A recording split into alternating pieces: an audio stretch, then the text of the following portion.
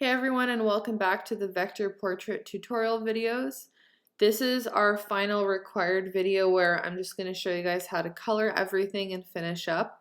I will have one more after this, but it is going to be completely optional as to whether or not you choose to apply it to your own vector portrait, but it'll just be about making little tweaks in regards to any mistakes that you might have made, or if your shape is a little bit off and doesn't quite look right. Here, I'm just going to show you guys how to color a few different shapes, and then I'm going to go ahead and speed the video up later on so you can just watch through me coloring it really quickly. First, I'm going to make sure that my image is locked onto the background and I can't move it, so that would be this very last layer at the bottom. And I do see that the lock is on it, so I'm good. Now I'm going to click and drag from this gray area and just select all of my lines at the same time. And I'm going to set my borders right here where it's set to red. I'm going to set it to a 0.5 pixel. So I'll just type in 0.5 and press enter. So now they're all really thin lines, and it's going to be a lot easier for me to see details underneath those lines. I will begin by coloring the eye and show you guys how to do that from small shapes to big ones, and then I'll speed the rest of it up. So first I'll click on the shape that I want to color with my black arrow or white arrow, the pointer tool. Then I will click plus to add a fill, click the eye next to the fill that pops up to hide it, click the eyedropper, and choose the color you want to color it, which is right here. And go ahead and keep repeating this. If there is still a border, it's okay. We'll get rid of all of them at the same time when we're done. So I will continue, add a fill, click the eye, eyedropper, and select the color you want it to be. If at first it's a little confusing and you end up doing the incorrect thing, that's okay. It took me a while to get used to it too because I'm so used to Illustrator, but you will get the hang of it for sure. You just want to make sure you're coloring small shapes first and then the large ones. So I got the entire eye. I think I'll start coloring a few of these lines in, like this top water line, then the bottom water line.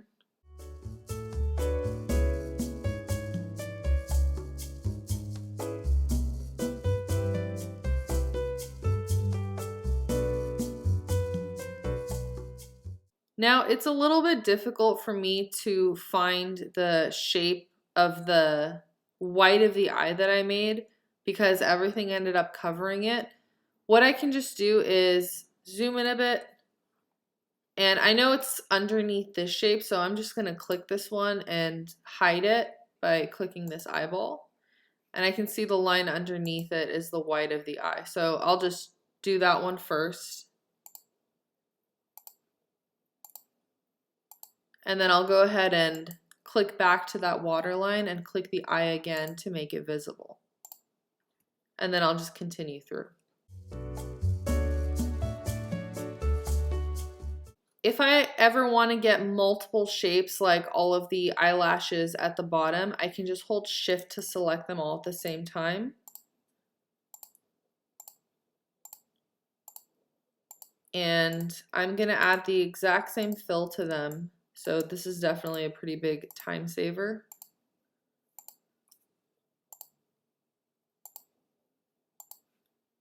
And this time I'll sample it from the eyelashes on top.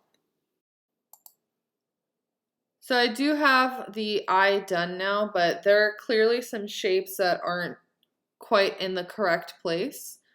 For instance, the iris should be falling behind this shadow right here. Instead, it's on top of it. So I'm going to go ahead and make that change now before I move on. So once I click on it, I can see in the layers panel that it's right here. So there are a few ways to do this. Once you select the eye or whatever shape you want to rearrange, you can use Control down arrow on your keyboard to move it down layer by layer. Or you can click and drag and move it directly here, but it is a little bit more confusing because you don't know what's what. I prefer using Control, or if you're on a Mac, Command, and then the down arrow as many times as I need to for the shape to land where it's supposed to. So now it looks pretty much good. So I'll continue coloring.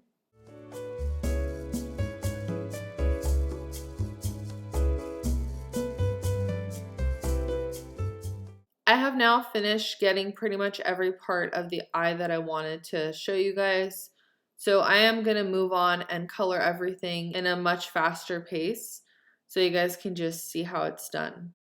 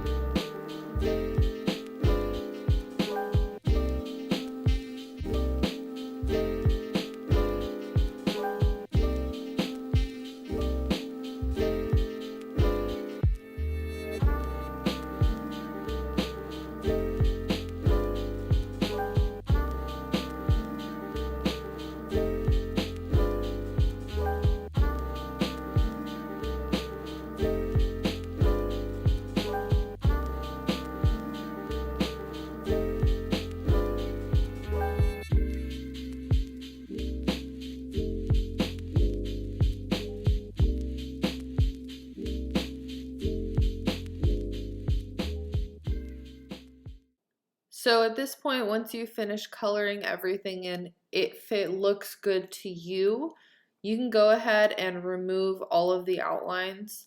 You can still make changes after you remove the outlines too. That's definitely not a big deal. They're just a little harder to spot when it comes to small shapes. But now all you have to do is click and drag from the gray area out to get all of your shapes at the same time. And just click on the little trash can next to borders to throw your borders away. Then once you click outside of your selection, you should see the final version of it without any outlines left. Now at this point, if you want to go in and make any changes to color, if you want to lighten stuff, you can go ahead and do that. In the next video, I'll show you guys how to clean up some mistakes, just like right here.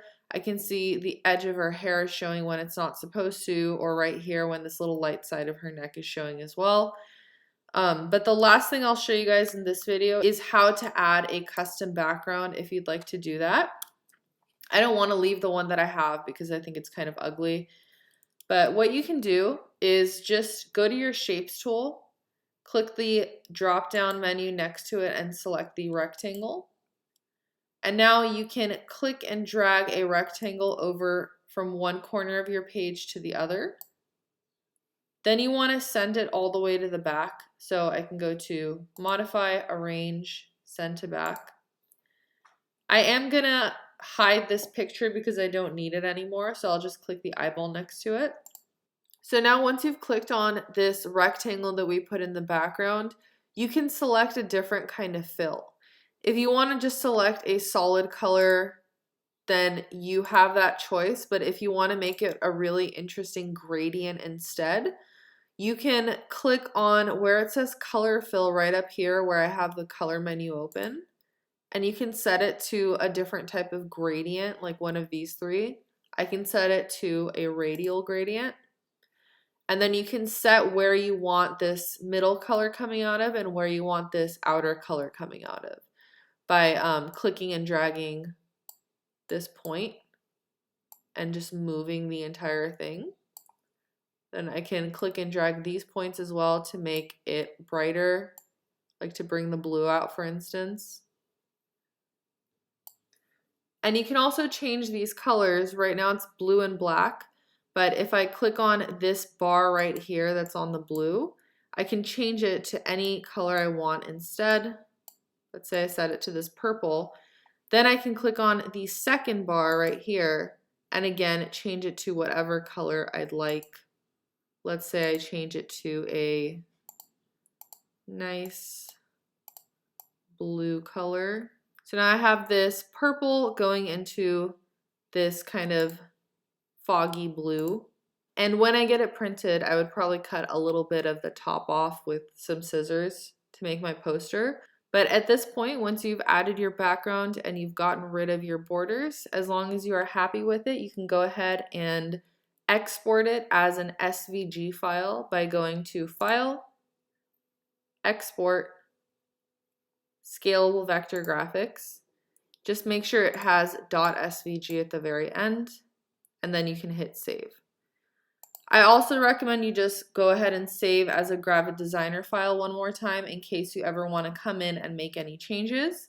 You can just go to File, and then as long as you've saved it once before, you can just click Save one more time or Command or Control S, and it'll go ahead and save any changes that you've made so far.